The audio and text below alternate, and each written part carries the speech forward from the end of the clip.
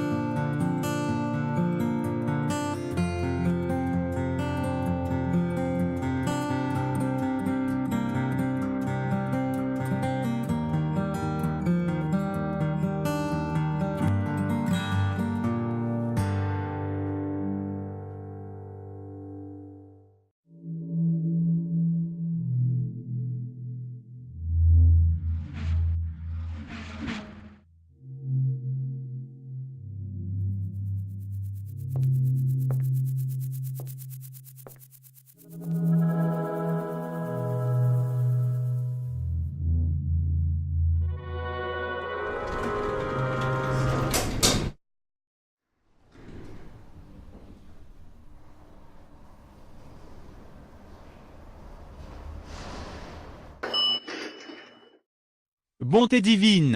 C'est bien toi, Roger? Mon cher Stéphane, quelle joie de te revoir. J'avais besoin de te parler en urgence. C'est à propos de José. Qu'en est-il de tes pérégrinations? Je n'ai pas reçu de tes nouvelles depuis la séparation des bons copains. Sache que je m'en suis toujours voulu du décès de José. J'ai parcouru les mondes à la recherche d'une solution. Vois-tu, en tant qu'élément, j'ai ressenti lors de l'incident que Jojo partait vers les enfers. Et j'ai décidé de saisir cette opportunité. Au prix d'innombrables efforts, j'ai réussi à m'entretenir avec un gardien du Tartare. Je l'ai questionné sur une possible manière d'échapper à ce triste sort. C'est alors qu'il m'a raconté une légende. Il s'agissait de réussir un certain rituel afin de faire sortir une pauvre âme de son trépas.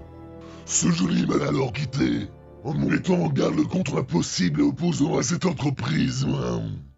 Il m'a averti de l'existence de milices religieuses facho-extrémistes qui surveillent et empêchent ce genre d'événements contre nature. Roger, es-tu en train de me dire que nous pourrions ressusciter José? Bah ouais. Notre ami José liquidé? C'est bien ça. Ce sera pas de tout repos. Donc on devrait rassembler la fine équipe. Je ne l'irai nulle part, les amis. J'ai décidé de me consacrer intégralement à ma carrière de bingo. Mais nous avons une solution pour faire revenir José. Et le bingo, ça craint. Ok.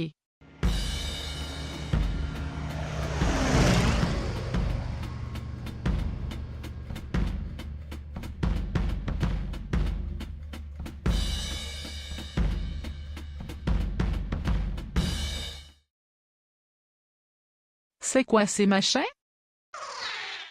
Il s'agit de l'outre, les habitants de cette tribu.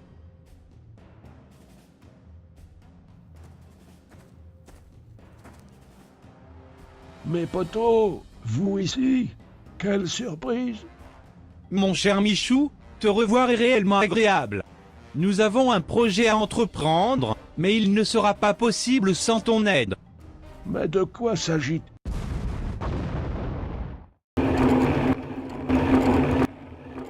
Est-ce ce que je pense? Une milice facho-extrémiste. Nous devons nous échapper de ce lieu.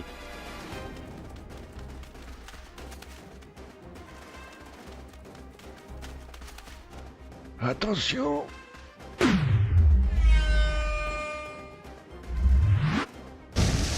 Banzai.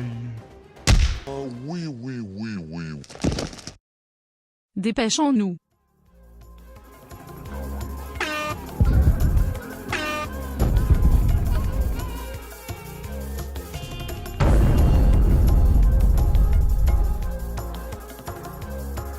Merci d'avoir visionné cet épisode. Cliquez sur cette belette pour voir la précédente vidéo. Cliquez sur ce pangolin des steppes enneigées pour vous abonner. N'hésitez pas à me suivre sur Facebook et Twitter, sans oublier de mettre un pouce bleu à cette vidéo. À la revoyure.